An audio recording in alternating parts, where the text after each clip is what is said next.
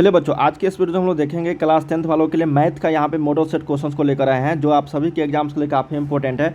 आने वाले बोर्ड परीक्षा में अगर आप भी शामिल होंगे तो इस वीडियो को लास्ट तक सारे देखना, क्योंकि यहाँ पे हम लोग गणित का जितने भी आप लोगों को चैप्टर है वो सारे क्वेश्चन को मिक्स क्वेश्चन, उसी को मॉडल सेट बोलते हैं, वो हम लोग यहाँ पे काफ़ी सारे क्वेश्चन का प्रैक्टिस सेट करेंगे, वो भी डिटेल्स में, ताकि आप लोग को इस तरह के क्वेश्चन अगर आप लोगों को पूछे जाएंगे तो आप आसानी से बना पाओ। तो चलिए एक एक प्रश्न आप सभी के लिए इंपॉर्टेंट है, और ये सारे क्वेश्चन मैं बता रहा हूँ, ये सारे के सारे बिहार बोर्ड के द्वारा जारी official model set question paper है, जो इंटरनेट पे जारी किया गया है। तो चलिए एक एक प्रश्न को देखते हैं हम लोग। काफ़ी सारे क्वेश्चन का आप लोग को यहाँ पे देखने को मिलेंगे, और ये सेट नंबर 4 है। इसी तरीके के मैं आप लोग को 50+ मॉडल सेट दूंगा सभी सब्जेक्ट का, ठीक है। कितने दूंगा? 50+ मॉडल सेट। अगर ये तैयारी कर लेते हो तो काफ़ी सारे क्वेश्चन का आप लोग को प्रैक्टिस सेट हो जाएगी, और एक भी क्वेश्चन आप लोग को मिस नहीं होगा। इसलिए चैनल को सब्सक्राइब कर लेना सारे, और जितने भी वीडियो आएंगे तो आप उसको देख लेते हो। तो ऑब्जेक्टिव मैं गारंटी करता हूँ दोस्तों, आप लोगों को देता हूँ कि आपको 50 से 50% जो भी ऑब्जेक्टिव पूछा जाता है वो आप आसानी से बना पाओगे, ठीक है। जितने भी क्वेश्चन मैं आपको यहाँ पे बताऊँगा, सोल्व कराऊँगा। चलिए हम लोग शुरू करते हैं बिना किसी देरी के। वीडियो को लाइक कर लेना, चैनल को सब्सक्राइब कर लेना, ताकि इसी तरीके के नए वीडियोज़ का नोटिफिकेशन आपको मिलते रहेंगे। और ये वेबसाइट है starkstudy.com। टेलीग्राम का लिंक मैं आपको वीडियो के डिस्क्रिप्शन में दे दूंगा, वहाँ पे जुड़ जाना। काफ़ी सारे क्वेश्चंस का वहाँ पे प्रैक्टिस सेट आप लोगों को, और काफ़ी सारे न्यूज़ जो यहाँ पे PDF वगैरह सेंड की जाएगी, ठीक है। चलिए हम लोग बिना किसी तरीके पहला प्रश्न की ओर बढ़ रहे हैं। पहला प्रश्न हमारे पास है, कहा गया है कि यदि द्विघात समीकरण x² + bx + c बराबर 0 है तो इनके मूलों के योगफल क्या होंगे। काफ़ी शानदार प्रश्न बच्चे। कहा गया है कि यदि द्विघात समीकरण के मूल, इनके मूल दिया गया है, मतलब समीकरण दिया गया आपको क्या, ax² + bx + c बराबर 0। ये क्या है आपका पता है ना, ये द्विघात समीकरण का मानक रूप है। मानक रूप का मतलब व्यापक रूप है, ठीक है। जनरल इक्वेशन यही, जनरल फॉर्म यही होता है। तो यहाँ पे देखो, हम लोग जानते हैं कि मूलों का योगफल अल्फा प्लस बीटा जो होता है वो -b/a के बराबर होता है, और -b के जगह पे यहाँ पे क्या है, ये अगर मानक रूप नहीं रहता तो इसको ax² + bx + c के फॉर्म में हमको लिखना पड़ता। लेकिन हालांकि ये क्वेश्चंस पहले से ही आप लोग को मानक रूप में दे दिया गया है, व्यापक रूप में जो द्विघात समीकरण का होता है, तो उसमें आपको कुछ भी चेंजेस करने की ज़रूरत नहीं है। तो -b के जगह में -b होगा, और a के जगह पे a होगा। तो यही इसका सही उत्तर हो जाएगा, -b/a, ठीक है। अगर मैं आप लोग को यहाँ पे मूलों का गुणनफल पूछता, अल्फा × बीटा का मान पूछता, तो c/a हो जाता। क्या होता है? c/a, ठीक है। चलिए अगला प्रश्न हम लोग देखते हैं। प्रश्न है सेकेंड नंबर की a² q², अच्छे से देखना इस प्रश्न को, x² - p² बराबर 0 के मूल क्या होंगे। अब बताओ यहाँ पे मूल निकालना है, किसका मान निकालना है। तो देखो ये जो x² दिया है ना, x², इसी का हम लोग को मूल निकाल, मतलब x का वैल्यू निकालनी है, क्या होगा। और ये द्विघात समीकरण है, क्योंकि यहाँ पे मैक्सिमम पावर जो है यहाँ पे 2 घात है। जब 2 घात होती है तो द्विघात समीकरण वो कहलाता है, और बटा बराबर 0 है तो ये द्विघात समीकरण हो गया।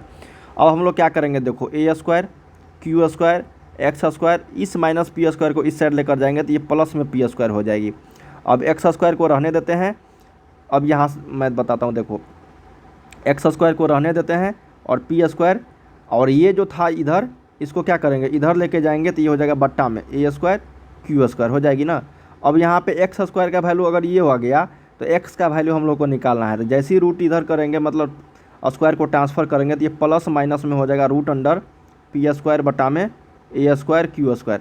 अगर ये ऑप्शन में जाता तो ये भी सही हो जाता, लेकिन हालांकि यहाँ पे स्क्वायर सभी का दिया गया है, तो x बराबर प्लस माइनस √अंडर हट जाएगा, और ये हो जाएगा p² नहीं p हो जाएगा, बटा में आपका क्या हो जाएगा, aq। क्या हो जाएगा, aq, क्या हो जाएगा, ये a और q, ठीक है। ये सही उत्तर हो जाएगा, x बराबर प्लस माइनस p/aq। सी जो ऑप्शन है यही आपका राइट हो जाएगी। क्या हो जाएगा, राइट हो जाएगा। x का यहाँ पे प्लस और माइनस 2 मान आएगा, ठीक है ना। सही उत्तर आपका 2 का C। काफ़ी शानदार प्रश्न था, इसको स्टार लगा लो। लगातार ये प्रश्न आप लोगों से पूछा जाता रहा है। थर्ड नंबर देखते हैं बच्चे कि एक गोले के संपूर्ण पृष्ठ का क्षेत्रफल क्या होता है। ये फार्मूला ही है, मान लेते हैं कि कोई गोला है, ठीक है। ये क्या है आपका, गोला है, ठीक है। इसको वृत्त मत समझना, ये गोला, मैं लिख देता हूँ, ये गोला है, ठीक है ना, गोला। इस गोला का अगर संपूर्ण पृष्ठ क्षेत्रफल अगर पूछा जाएगा, संपूर्ण पृष्ठ क्षेत्रफल, तो ये जो फार्मूला होता है इसका वो होता है 4πr²। क्या होता है, 4πr²। जो ऑप्शन नंबर आपका C में है यही हो जाएगा, ठीक है। और इसका आयतन अगर पूछ दिया जाए आप लोगों के एग्जाम्स में, आयतन क्या होता है, वो 4/3πr²। क्या होता है, 4/3πr²। ये होता है गोला का। जब अर्धगोला की बात आएगा तो मैं आपको बताऊँगा। फोर्थ नंबर देखते हैं कि निम्नलिखित में से कौन सी संख्या अभाज्य है। देखिए अभाज्य संख्या हम लोग किसको बोलते हैं, अभाज्य संख्या बोलते हैं जिसका केवल 2 गुणनखंड हो, जिसका केवल और केवल 2 गुणनखंड हो, ठीक है, वो संख्या और एक।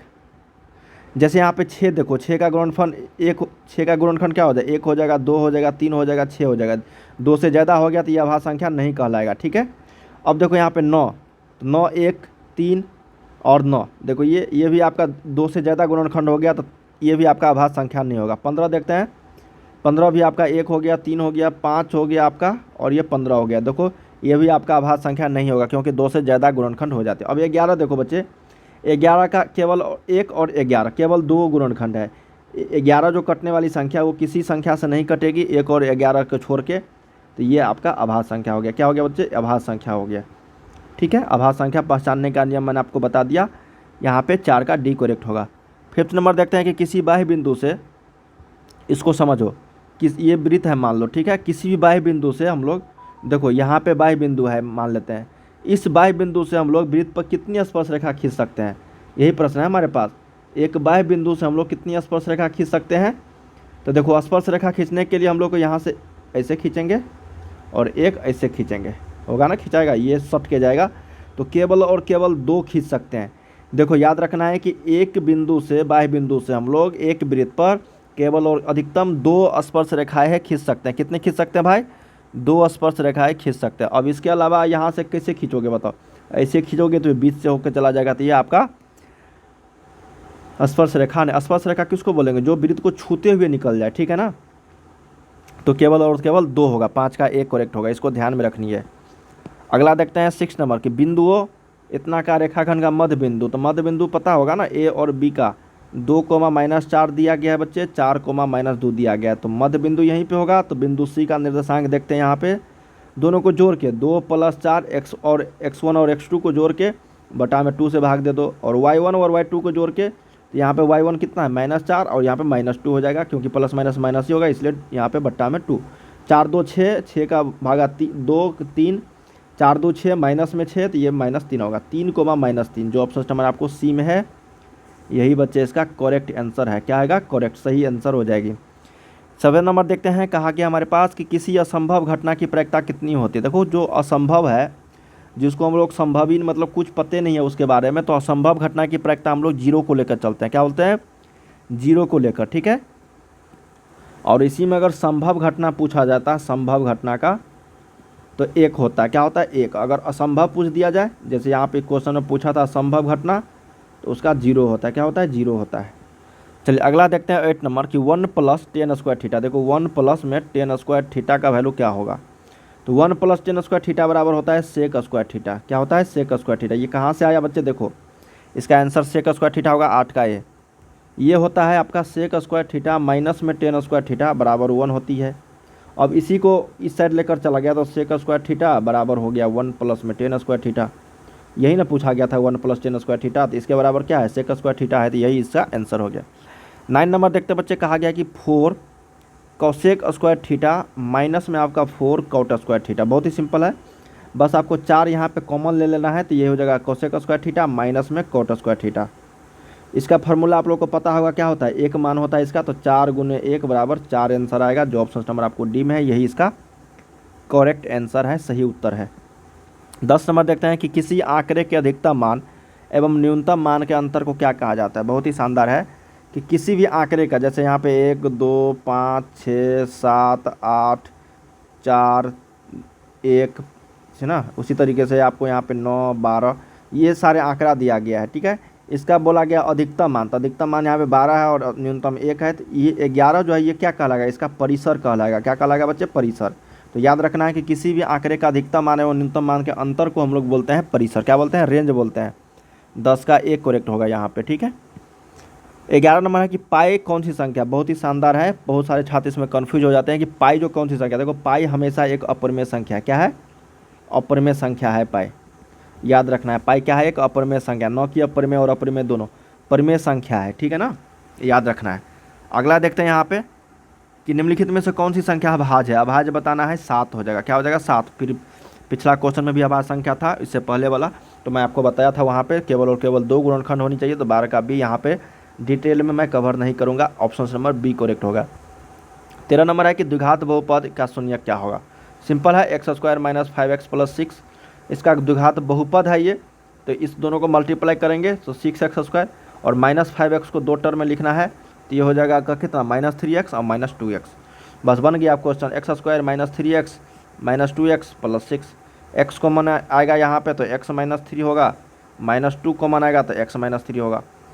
ठीक है, अब एगो का मान आ जाएगा यहाँ पे, देखो अब देखो यहाँ पे एगो का मान आ जाएगा x -2 और एक का मान आ जाएगा x -3।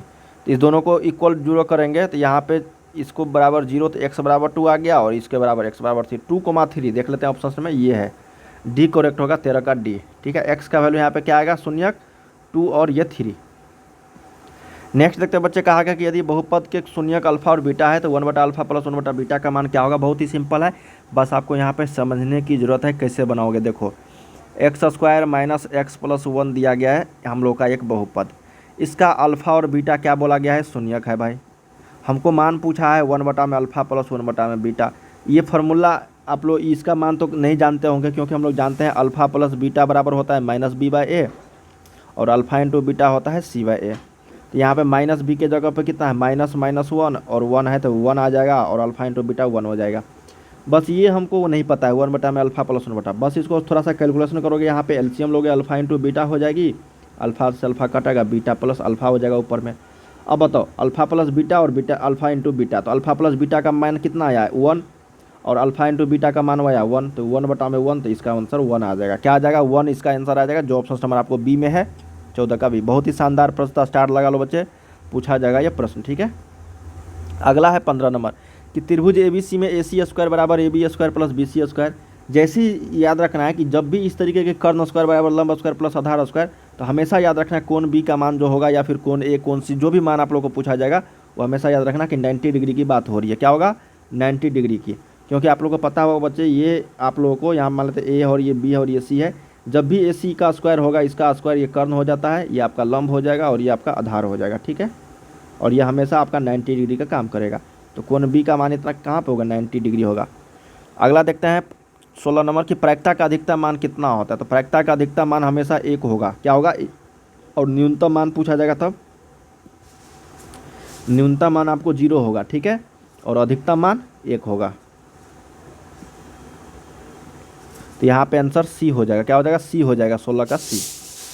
17 नंबर देखते हैं प्रश्न हमारे पास कि इसको मिलाने वाली रेखाखंड के मध्य बिंदु का, मध्य बिंदु पूछा गया है, सिंपल है, ए है और ये बी है आपका, तो ये हो जाएगा 4,-2 और ये हो जाएगा 6,4। मध्य बिंदु मान लेते हैं यहाँ पे सी है। तो मध्य बिंदु किसको बोलते हैं, जो बीच में संख्या हो, बीच का निर्देशांक। ठीक है, तो बीच का निर्देशांक कैसे निकालेंगे, x1 + x2, तो 4 + 6/2 -2 + 4/2, ये पढ़े होंगे ना आप लोग। ये हो जाएगा 6 4 10 5 और ये आपका 1 हो जाएगा, 5,1। ऑप्शन नंबर आपको 17 का बी करेक्ट होगा। क्या होगा बच्चे, बी करेक्ट होगा। 18 देखते हैं कि sin 90 डिग्री माइनस ए बराबर कितना होता है।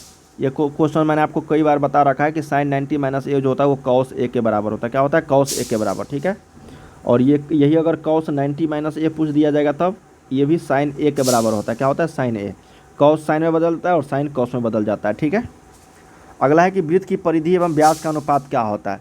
वृत्त की परिधि मान लेते हैं बच्चे, यहाँ पे फॉर्मूला होता है 2πr। क्या होता है, 2πr। ठीक है, और वृत्त का व्यास जो होता है वो 2r के बराबर होता है बच्चे। तो 2r से 2r यहाँ पे कट गया तो बच्चा क्या, π/1। अनुपात पूछा गया है तो π/1 होगा। काफ़ी सिंपल था, हम लोग को परिधि का सूत्र बताना था, और व्यास जो होता है वो दुगुना होता है त्रिज्या का, तो 2 गुने त्रिज्या लिखते हैं। ठीक है ना, और परिधि बराबर होता है 2 गुने π गुने त्रिज्या होता है ना। अब बटा में नीचे में था 2 गुने त्रिज्या, त्रिज्या से त्रिज्या कट जाएगा, 2 से 2 कट जाएगा तो π/1 हो जाएगा। क्या होता है, π/1।